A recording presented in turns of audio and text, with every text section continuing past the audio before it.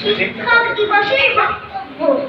মায়ের কাছে শিশুর শিক্ষা জন্ম থেকে শুরু। মায়ের পরে শিক্ষা হলেন অন্যতম গুরু।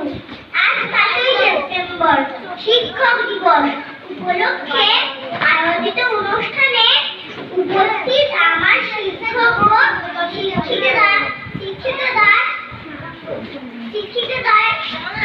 শিক্ষিকাদের প্রণাম এবং আমার স্নেহের সহপাঠী ও ভাই বোনেদের আন্তরিক ভালোবাসা জানাই।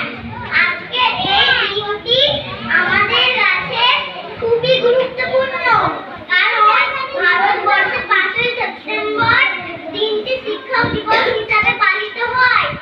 ডক্টর সর্বপল্লী রাধাকৃষ্ণন মহাশয়ের জন্মদিন উপলক্ষে 1962 সাল থেকে প্রতি বছর 5ই সেপ্টেম্বর ভারতের শিক্ষক দিবস পালিত হয়।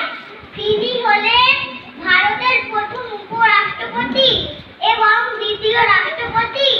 এছাড়াও তিনি একজন দার্শনিক এবং একজন মহান শিক্ষক।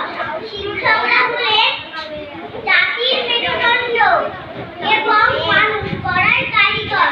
শিক্ষকরা হলেন একজন বন্ধু ও পথ প্রদর্শক।